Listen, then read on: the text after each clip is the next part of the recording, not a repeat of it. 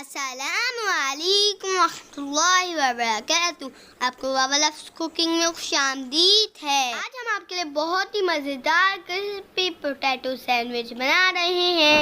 ये हमारी हर रेसिपीज की तरह बहुत ही आसान और बहुत ही मज़ेदार होते हैं और ये जेब पे भी इतने भारी ना होंगे इंशाअल्लाह। इसके लिए हमें बहुत सी सादा चीज़ों की ज़रूरत है, यानी 500 ग्राम बॉइल्ड आलू जो हमने बिल्कुल अच्छी तरीके से मैश कर लिए हैं। 2 अदद शिमला मिर्चें, इनका व्हाइट पार्ट और सियाह से निकालेंगे वरना कड़वाहट हो जाएगी। साथ ही 1 गड्डी धनिये की बारीक डंडियों के समेत 4 से 5 हरी मिर्चें और 2 मीडियम साइज की प्याज। इन सब चीजों को चॉपर में डाल के अच्छी तरीके से चॉप कर लें, यहाँ तक के बारीक बारीक हो जाए वहाँ, मगर ये पीसना नहीं है। फिर 2 टेबलस्पून भर के कॉर्नफ्लावर, 3 टेबलस्पून भर के ताज़ा ब्रेड के क्रम्ब, 1 टेबलस्पून नमक, 1 टीस्पून काली मिर्च पाउडर, आधा टीस्पून चिकन पाउडर, आधा टीस्पून सफेद मिर्च पाउडर यानी दखनी मिर्च पाउडर, 1/4 टीस्पून अजवाइन जिसको आप हथेली में मल लेंगे। इससे इसका एरोमा एनहांस हो जाता है। कुछ लोग कहते हैं अजवाइन ऑर्गेनो का सीड है, इसके बारे में अभी हमें कंफर्म नहीं है, मगर इसकी खुशबू बहुत सिमिलर है ऑर्गेनो से। खैर, अब इन सब चीजों का अच्छी तरीके से यकजान कर लें।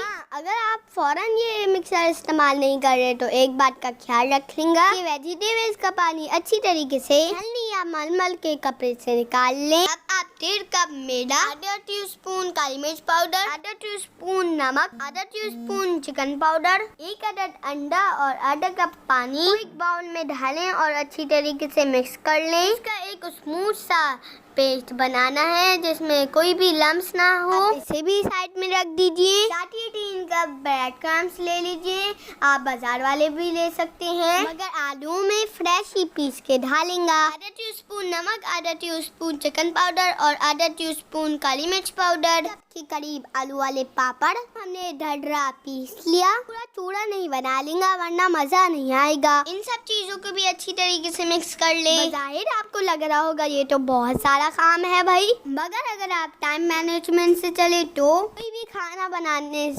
खाना बनाने में क्या किसी भी काम को करने में आपको मुश्किल नहीं हो सकती इंशाअल्लाह। हम बच्चों की फरमाइश थी खूब भर भर के स्टफिंग कर दी जाए, इसकी वजह से हमें कोटिंग करने में थोड़ी सी मुश्किल हुई। आप बेशक थोड़ी कम फिलिंग कर लेंगे और अगर आपके पास चीज के स्लाइसेस अवेलेबल हैं तो बिना किसी झटक के इसके ऊपर लगा दीजिए। जब हमने फिलिंग को अच्छी तरीके से स्प्रेड कर लिया तो इनके छोटे ट्रायंगल्स काट लिए। अगर आप चाहें तो बड़े भी काट सकते हैं, आपकी अपनी मर्जी है। आफ्टर ऑल ये आपकी सैंडविच है। हमने इन सैंडविचेस को पहले बनाए हुए बैटर में डिप किया बहुत एहतियात से। उसके बाद इसको ब्रेड क्रम्स और पापड़ के मिक्सर में डालना है। इसको सैंडविच के ऊपर अच्छी तरीके से कोट कर देना है। फिर इसको हाथों की मदद से वापस शेप देना है। मौके वगैरह अच्छी तरीके से बना लें। उसके बाद सारे सैंडविच के साथ यही प्रोसेस दोहरा लें। फिर मीडियम हाई गर्म हुए हुए तेल में इसे तल लीजिए। जब एक तरफ से गोल्डन ब्राउन हो जाए तो दूसरी तरफ से तल लें। इन सारे सैंडविच को इसी तरह तलें और स्ट्रेनर पे डाल ताकि जितना भी एक्सेस ऑयल है वो सारा निकल जाए। हमने जो कोटिंग में पापड़ का एक्सपेरिमेंट किया था उससे क्रंच थोड़ा सा डेंस हो गया था। हमें तो ये रेफरेंस बहुत अच्छा लगा था। आप भी ट्राई करेंगे और हमें कमेंट बॉक्स में जरूर बताएंगे कि आपको ये कैसा लगा। इस रेसिपी को जरूर ट्राई करें और हमें दुआ में याद रखें। अगर आपको वीडियो पसंद आए तो वीडियो को लाइक करें, चैनल सब्सक्राइब करें और कमेंट बॉक्स में जरूर बताएं। देखने के लिए जज़ाकल्लाह खैर।